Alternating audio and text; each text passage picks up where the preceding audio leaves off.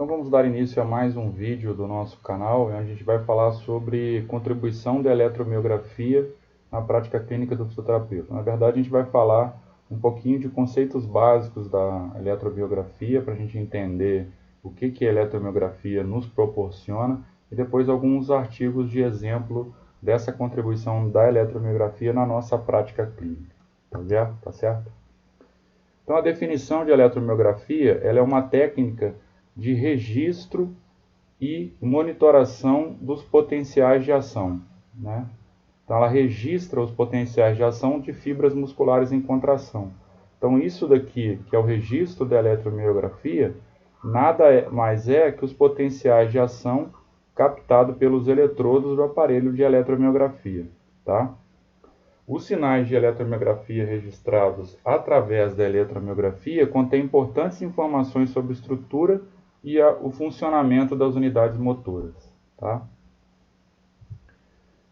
Unidade motora, o que é a unidade motora? A unidade motora é um conjunto de um neurônio motor, tá? O neurônio motor alfa, então um conjunto de um neurônio motor alfa, mais todas as fibras musculares inervadas por esse motoneurônio, tá? Então você pode ter poucas unidades motoras ou muitas unidades, poucas fibras musculares sendo inervadas por esse neurônio motor, ou muitas unidades motoras. Isso depende, ou um neurônio motor, né? Isso depende da característica dessa unidade motora. Então a unidade motora, que a eletromiografia registra o funcionamento delas, nada mais é que um neurônio motor alfa e todas as fibras musculares inervadas por esse neurônio motor. Quando você tem, então, um potencial de ação que é gerado, no momento da contração muscular, né, e você tem uma despolarização, uma inversão de diferencial de potencial, uma inversão de carga elétrica, uma carga elétrica que é negativa no interior, passa a ser e positiva no exterior, passa ao contrário, negativa no interior e positiva no interior. Essa alteração nas características, ela leva a um processo de despolarização, né? Então, existe um limiar aqui, um início por onde isso vai gerar alterações importantes, essa despolarização, tá? E depois a repolarização, o retorno à função normal. Então, essa alteração nas cargas elétricas no interior e do exterior da fibra muscular, elas são captadas pelos eletrodos. Captadas pelos eletrodos da eletromiografia e registradas como cargas elétricas, né, como o sinal elétrico, tá? Então aqui a gente tem um exemplo de uma unidade motora. Aqui eu tenho um motoneurônio alfa e várias unidades, várias fibras musculares. Então uma fibra muscular aqui, outra. Então 4 fibras musculares e o eletrodo posicionado em cima de cada uma fibra muscular dessa, né? Minto, que eletrodo posicionado.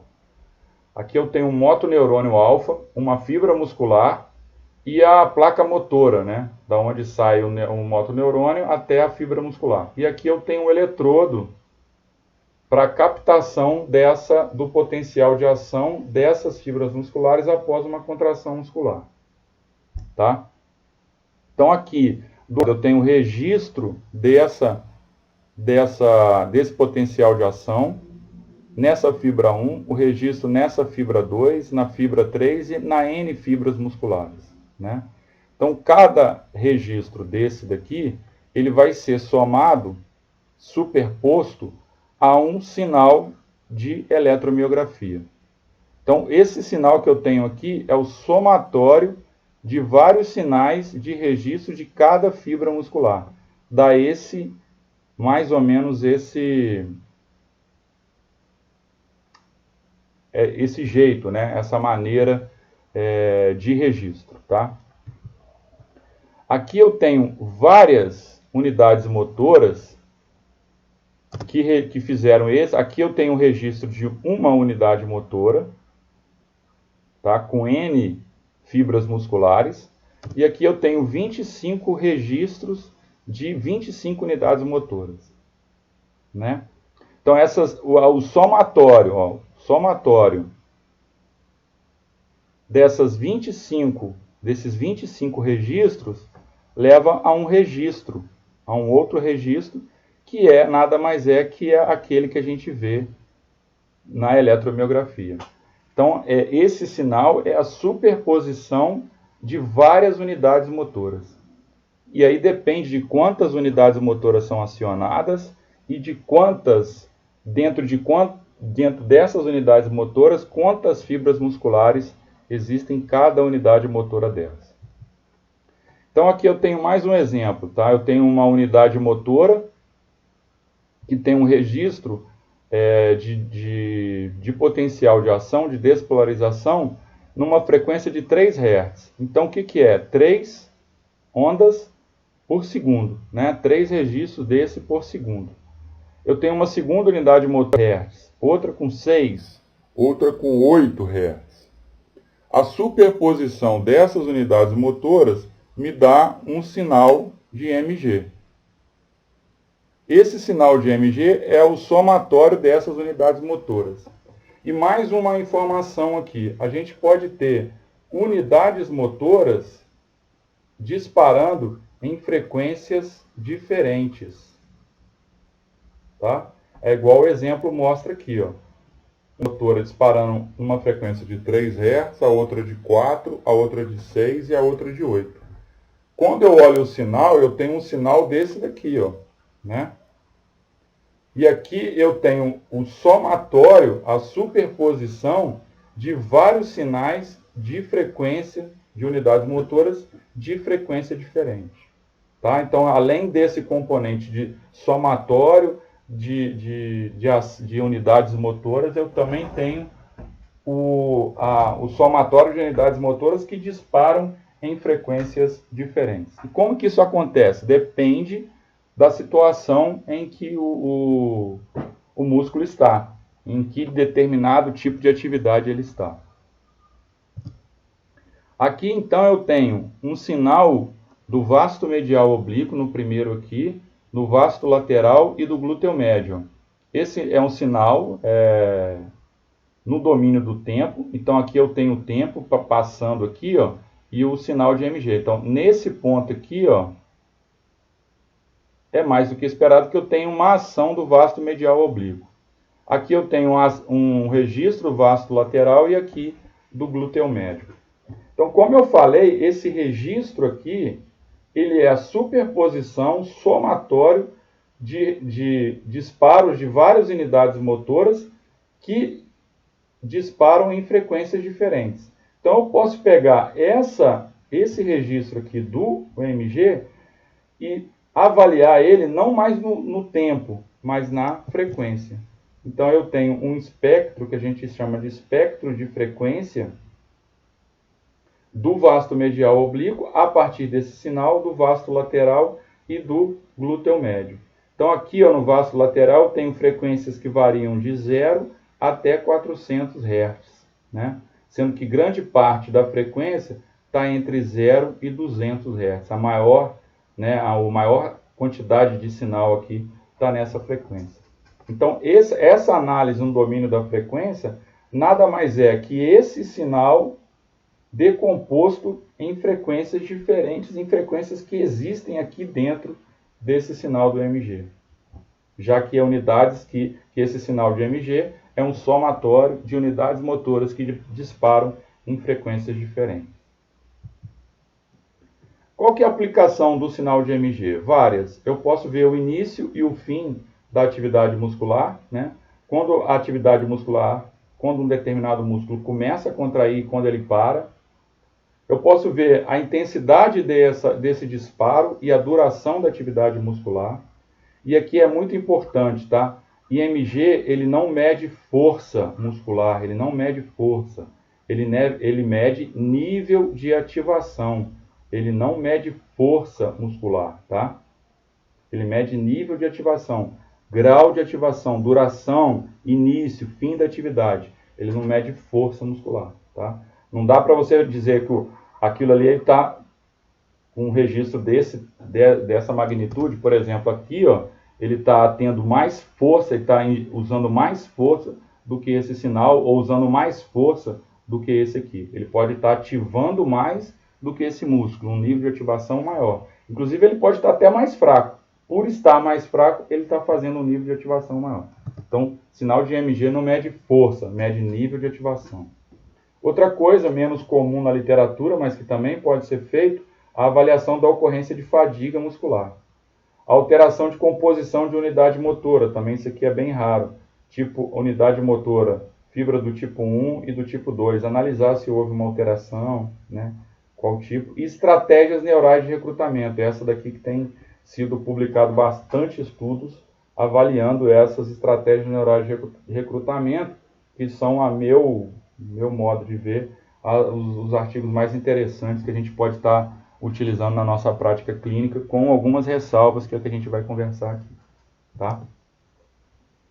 Fatores que influenciam o sinal do EMG, características do tecido. Aqui eu tenho um músculo, né, nas duas situações, só que na situação 2 eu tenho um tecido subcutâneo maior, né, uma quantidade de adipócitos maior. Então eu tenho aqui, ó, um sinal, a captação de um sinal, parece que o nível de ativação desse sinal é maior do que esse aqui, né? Então isso é um problema do EMG, né? A gente pode usar de ferramentas para diminuir esses erros, mas as características do tecido, elas são condições que influenciam o sinal de EMG. Outros são o crosstalk, né? Ou a influência de outros sinais. Você está avaliando um determinado músculo, igual eu mostrei lá, você está avaliando o vasto medial, e aí você tem influência do reto femoral, por exemplo, né? Influenciando, aí contaminando o sinal, aí você não sabe se isso aqui é puro sinal de EMG, que isso daqui aconteceu aqui, se foi um momento em que um músculo entrou, tá? Em outro músculo entrou. Você pode ter também, por exemplo, em avaliações de ombro, tronco, o crosstalk com o sinal do ECG, o eletrocardiograma, né? Dá para você visualizar direitinho. Como você tem uma frequência conhecida no ECG, você pode usar de filtros para tentar limpar esse sinal, tirando esse componente que contamina, que influencia o sinal normal. Quando você for fazer uma análise e esse sinal não tiver presente, ele vai contaminar, vai influenciar a sua análise. Você vai dizer que ele tem um nível de ativação maior, quando na verdade isso não acontece. Outro fator que influencia são mudanças na geometria entre o ventre muscular e o eletrodo, né? Durante o processo de contração muscular, o músculo altera a sua geometria mesmo, né? Quando ele se contrai, ele altera, nesse sentido também, o registro do sinal de EMG. O ruído externo, né? Qualquer tipo de ruído, o sinal elétrico, esse famoso 60 Hz do sinal elétrico influencia. Então você está fazendo uma captação, tem um sinal, um telefone celular, uma luz acesa, tudo isso influencia na captação, então você tem que tomar cuidado para avaliar esse sinal, para captar esse sinal, tá? Então são fatores que influenciam no sinal de EMG. E aí você tem instrumentos, né, matemáticos de filtrar esse sinal, filtros que você pode filtrar esse sinal conhecendo as características dele e limpando essas influências, esses fatores, e diminuindo com isso alguns problemas na avaliação do sinal de EMG. Mas lembrando, né, sinal de EMG ele tem uma série de problemas, mas ao mesmo tempo ele também tem soluções muito interessantes. Aquisição do sinal eletromiográfico. O sinal do EMG é um sinal analógico, né? Ele precisa ser digitalizado para, após a digitalização, ele ser registrado. Então, o sinal que a gente vê lá, ele é um sinal analógico que foi digitalizado, tá? Então, para fazer isso, você tem parâmetros. O primeiro é a frequência de amostragem. O segundo são os eletrodos para captar esse sinal. Terceiro são os filtros, que, igual eu falei, são filtros que você pode usar no sinal para limpar o sinal de algumas interferências, de ruídos, por exemplo. E o conversor analógico digital que você usou para transformar um sinal que era analógico num sinal que era digital. O primeiro parâmetro é a frequência de amostragem. Então você tem lá um sinal analógico original com uma frequência hertz qualquer lá, né? Então você vai amostrar, digitalizar esse sinal analógico. E aí você vai digitalizar esse sinal analógico numa frequência de amostragem de 5 Hz. Aqui eu tenho 1 segundo, então eu tenho 5 amostras, 1, 2, 3, 4, 5. Nesse período aqui, ó, de 1 segundo, eu tenho 5 amostras. Se eu digitalizar esse sinal nessa frequência de amostragem, esse sinal original aqui vai me mostrar um sinal assim. Me mostrar um sinal assim, que não é o sinal correto, que não é o sinal verdadeiro. Então aí eu aumento a minha frequência de amostragem para 10 Hz, ou 10 amostras por segundo. Aí eu já começo a ter alguma coisa parecida com o sinal original. E aí eu posso também aumentar ainda mais a minha frequência de amostragem para 20 Hz, ou 20 sinais, 20 pontos em 1 segundo. Aí sim eu tenho uma amostragem correta. Então a frequência de amostragem de um sinal de MG é o número de pontos, né, o número de valores que eu capto em 1 segundo. Isso também ele é importante de você visualizar para que você não perca características originais, características de um sinal original, de um sinal verdadeiro, tá? Então esse é o parâmetro frequência de amostragem.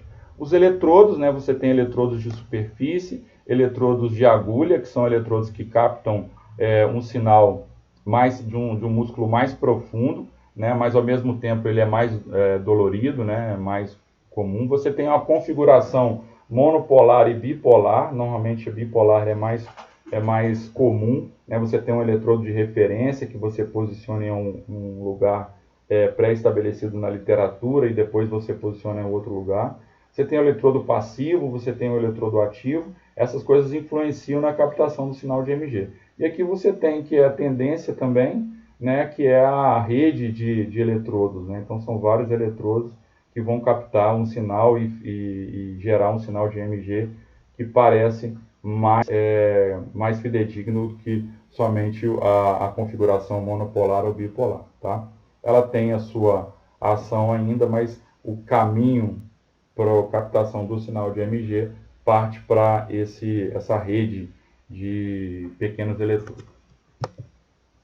Olha o posicionamento dos eletrodos, como ele interfere. Então, esse é o sinal do mesmo músculo com um posicionamento de eletrodo diferente, né? Aqui no domínio do tempo e aqui no domínio da frequência. Você vê que aqui, ó, ele tem um comportamento completamente diferente, né? Parece que quase não tem sinal, dependendo do tipo de eletrodo. Então, a localização em que você vai colocar o eletrodo influencia na captação do seu sinal. Influencia na captação do seu sinal. Então, como resolver isso? É padronização, né? Padronização do posicionamento dos eletrodos. Existe a CNAM, que faz esse tipo de avaliação, em que há uma padronização, procedimento de padronização de colocação dos eletrodos em diversos músculos. Sei lá, só colocar lá no Google a CNAM, ele vai ter lá o manual de acompanhamento, que você vai ter em vários músculos como você posiciona cada um eletrodo, qual a distância que você deve, manter um eletrodo, em que lugar que você deve posicionar ele, em qual a localização. Tudo isso evita com que você altere a qualidade do sinal em função da posição do eletrodo que você coloca, tá certo? Aí tem a análise do sinal eletromiográfico. Você tem a análise no domínio do tempo e a análise no domínio da frequência. A primeira análise é a chamada retificação. Eu tenho um sinal aqui de MG, eu tenho valores positivos e valores negativos. A retificação, o que é? eu pego todos os valores negativos e tombo para o lado positivo. Elevo tudo ao quadrado e passo eles tudo para o lado positivo. Isso é a retificação do sinal. Então, tudo passa a ser positivo. A partir daí, a retificação é a primeira análise que eu faço, né? Primeiro eu filtro o sinal para tirar interferências, depois eu retifico o sinal e analiso esse sinal retificado. Para não trabalhar com valores negativos, senão eu vou acabar zerando a energia do sinal, né? O positivo com o negativo vai acabar zerando, então eu pego e retifico o sinal e só trabalho com valores positivos. Aqui, ó, eu tenho a medida de ativação muscular, ainda na análise do domínio do tempo. A primeira medida de ativação muscular, o quanto esse músculo está ativando, é a integral do MG, ou o IMG. Como é que eu faço isso? Eu tenho um músculo, um registro de um músculo, vasto medial oblíquo, sujeito correndo a 11 km por hora. Então eu tenho esse registro aqui, ó. Sinais negativos, sinais positivos. A primeira coisa que eu faço é uma retificação. Depois que eu fiz lá a digitalização do sinal na frequência de amostragem correta, né, que eu filtrei o sinal tirando os ruídos e as alterações, eu vou retifico o sinal. Depois que eu retifico, eu uso a integral, que é uma ferramenta matemática, que me dá esse sinal dessa maneira. E aí calculo a área aqui, ó. Quanto maior essa área que eu tiver aqui, ó, quanto maior a área, o que eu vou ter? Maior o nível de ativação.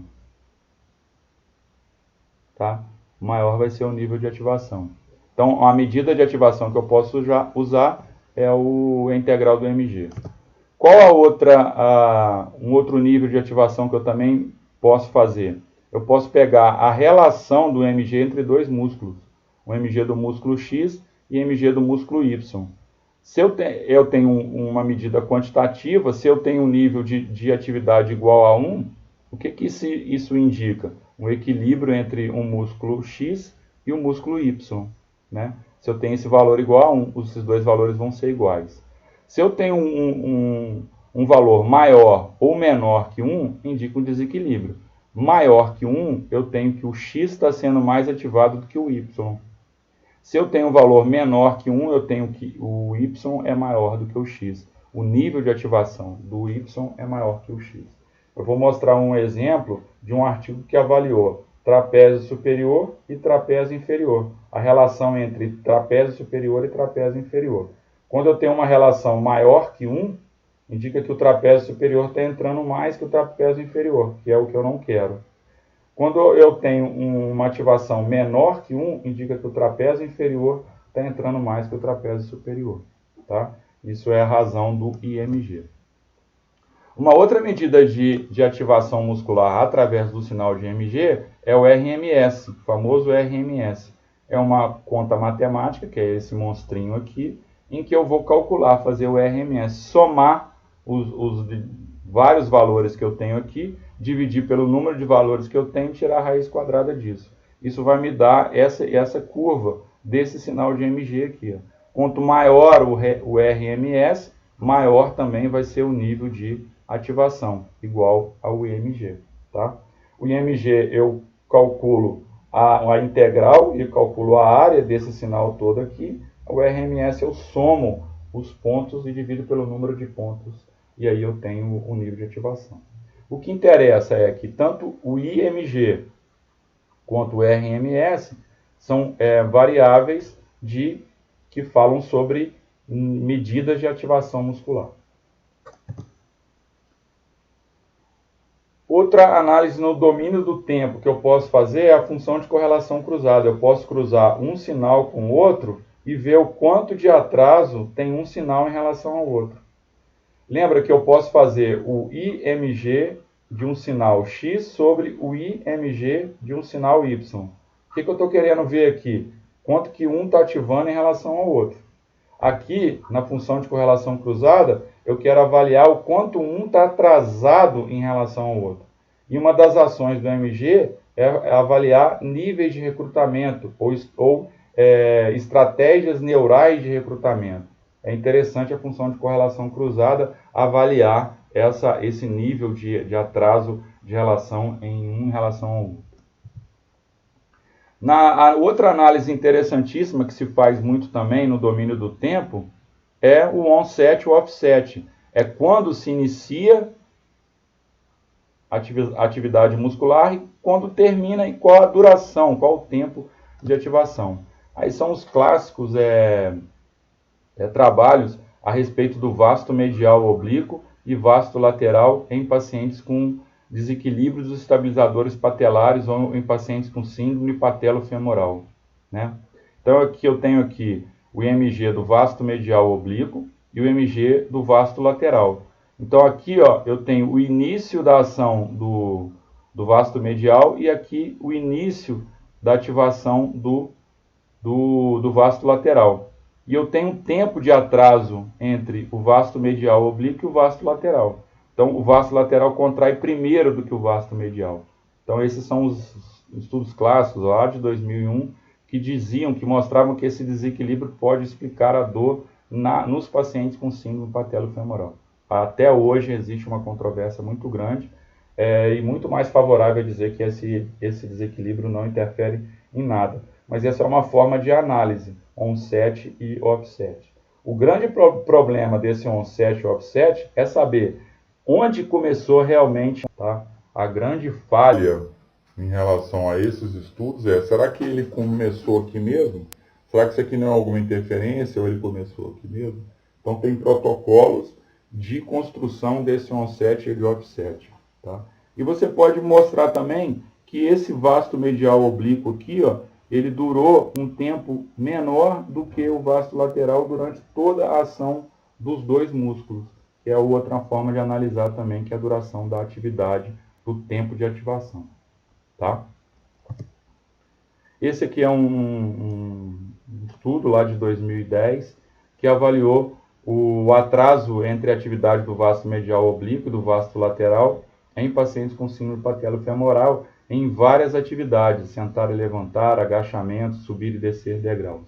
Esse estudo mostrou somente uma diferença da relação entre vasto medial oblíquo e vasto lateral no sentar e levantar e no step down, no subir degraus, né? São justamente alguns dos sinais e sintomas característicos de paciente com dor anterior de joelho ou síndrome patelofemoral. Fala que dói na hora que sobe a escada e dói na hora que desce a escada, na hora que sobe, que levanta de uma posição sentada. É que esse estudo de 2010 mostrou um atraso entre vasto medial oblíquo e vasto lateral. Quando eu falei na questão do onset e do offset, o grande problema é saber quando começar, porque pode ser que esse início da ativação muscular tenha sido influenciado por ruídos, né? E aí tem uma ferramenta que eu usei no meu mestrado, que é o operador de energia Tiger-Kaiser, que ele diminui a relação sinal-ruído e facilita, uma ferramenta que facilita, alguns estudos mostram, e eu vi isso na prática, no uso no meu estudo, dados ainda não publicados, que realmente esse operador de energia Tiger-Kaiser, ele facilita a detecção, é muito mais fácil você detectar. Esse é um sinal sem Tiger-Kaiser, esse é um sinal com Tiger-Kaiser. O que é esse Tiger-Kaiser? É um operador matemático, é isso aqui. Ó. É isso aqui que você faz com o sinal. E aí ele te limpa o sinal, né? Te dá uma linha de base mais limpa, e aí te facilita a você dizer que realmente ele começou aqui, ou começou aqui, e terminou aqui, e terminou aqui. Tá? Diferente daqui, ó. Ele terminou aqui, ele terminou aqui, ele terminou aqui. Aqui fica mais confuso. Aqui mais limpo, fica mais fácil. Tá? É um operador de energia Tiger-Kaiser, eu não vejo os estudos utilizando esse operador, não sei porquê. Talvez quem saiba comece a utilizar ele com mais frequência. Outra avaliação que a gente pode fazer é no domínio do tempo, que eu mostrei anteriormente. Aqui eu tenho um sinal do vasto medial oblíquo, do vasto lateral e do glúteo médio. Eu sempre mostro esses 3 músculos porque foram os que eu estudei também no meu mestrado, durante a corrida. O vasto medial oblíquo, vasto lateral e glúteo médio no domínio do tempo, e depois esses mesmos sinais, aquilo no domínio da frequência. Então eu posso avaliar aqui, ó, a frequência desses sinais, tá? E tirar algumas conclusões dessa frequência. Uma das conclusões no domínio da frequência é a fadiga muscular. Ó. Então eu tenho aqui o sinal de MG durante um determinado tempo. Aí eu pego esse sinal de MG, transformo ele do domínio do tempo para o domínio da frequência e avalio durante o início da contração, no meio da contração e no final. O que acontece aqui? Eu tenho uma frequência aqui, eu posso tirar a frequência média, eu posso tirar a frequência mediana e a moda. A frequência moda é aquela que mais aparece. A frequência mediana é que divide esse meu espectro de frequência em duas áreas com o mesmo tamanho. E a frequência média é a frequência média. A frequência mediana, eu vou reparar o seguinte, que no início ela é um valor, depois no meio ela cai, depois no final ela cai mais ainda. Então a diminuição da frequência mediana me informa sobre fadiga muscular. Tá? Então eu posso trabalhar, analisar a fadiga muscular no sinal de MG usando a frequência mediana. Tá? Não é tão comum na literatura o uso dessa ferramenta para avaliação, porque tem alguns problemas e algumas críticas em relação a essa avaliação. O limiar da fadiga eletromiográfica parece muito com o limiar da fadiga muscular através da compensação respiratória e do limiar de lactato. Né? Ó, em um determinado momento que o organismo perde a homeostase, não consegue mais manter o equilíbrio interno, há um aumento abrupto, né, da curva. Isso mostra o limiar, aqui o limiar respiratório, aqui o limiar do lactato. Esse gráfico aqui mostra a relação do limiar respiratório com o do lactato. E aqui, ó, o sinal de MG, chega um determinado momento, ele aumenta abruptamente sua frequência mediana. Tá? Ela vinha numa constante, uma variação constante, de repente ela aumenta muito, o que indica aqui uma alteração na fadiga muscular, uma alteração no aumento da frequência mediana, consequentemente, da fadiga muscular. Então, basicamente, as análises que eu posso fazer na eletromiografia é isso. Né? No domínio do tempo, eu tenho mais variáveis que eu posso avaliar, né? Nível de ativação, onset, offset, e duração, o tempo de ativação. E no domínio da frequência, o que normalmente a gente avalia é a fadiga muscular. E aí eu tenho alguns estudos aqui. Ó. Esse estudo é de 2007, um estudo antigo, que avaliou 9 exercícios e aí fez uma análise eletromiográfica durante esses 9 exercícios dos músculos glúteo médio e glúteo máximo. E acho que o reto femoral e o oblíquo interno e externo. Então aqui tem os 9 exercícios, né?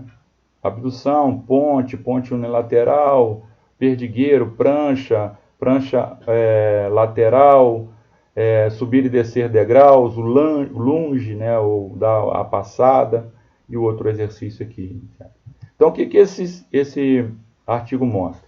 Esse artigo mostra que, ó, o glúteo médio é ativado, e esse é o nível de ativação, 74 com um desvio padrão de mais ou menos 30. Houve uma diferença significativa em relação ao glúteo máximo. Então, esse exercício aqui, ó, side bridge, ativa muito mais o glúteo médio do que o glúteo máximo. Que exercício é esse? É esse exercício aqui, ó. É a prancha unilateral, esse exercício aqui. Então, eu tenho uma ação do glúteo médio maior do que o glúteo máximo. Ele me mostra também que outros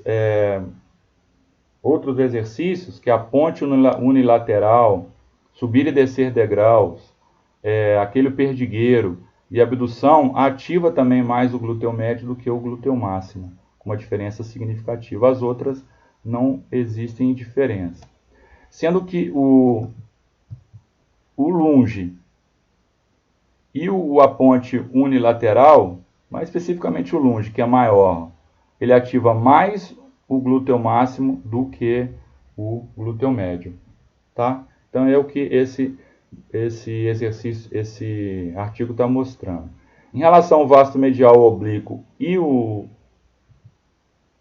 isquiotibiais, ele mostra que o lateral step down e o lunge ativa mais o vasto medial oblíquo do que os isquiotibiais. E que a ponte unilateral e o exercício do perdigueiro, né, que é esse exercício aqui, ó,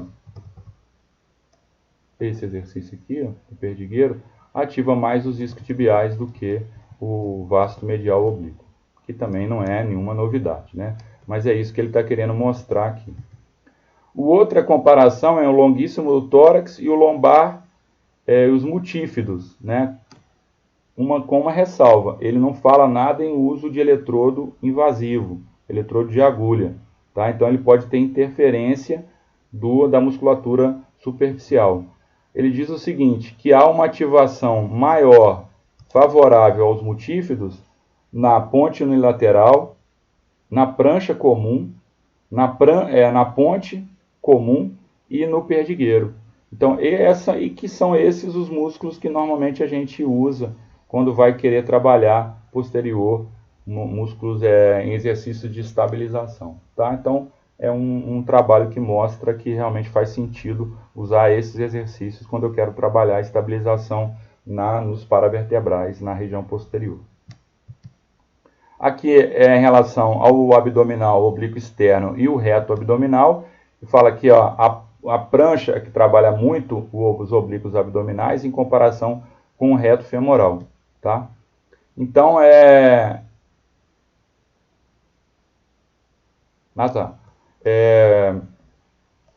vou só voltar aqui. Então, esse é um estudo que mostra como que eu posso utilizar a eletromiografia na análise da minha prática clínica, tá? Que tipo de exercício eu posso utilizar em um grupo muscular, tá? Para um determinado grupo muscular. Esse outro artigo aqui, ó, publicado em 2013 na JOSPT também, fala sobre ativação. Esse utilizou eletrodos invasivos, eletrodos de agulha, da ativação do glúteo médio e o tensor da fascia lata. Tanto o glúteo médio quanto o tensor da fascia lata são abdutores do quadril, não é? Mas aí eu quero um exercício que ative mais o glúteo médio, porque além de abdutor do quadril, ele é um importante estabilizador da sacroiliaca, né? Estabilizador da sacroiliaca e do quadril. Eu quero ativar mais o glúteo médio. E aí como é que eu faço?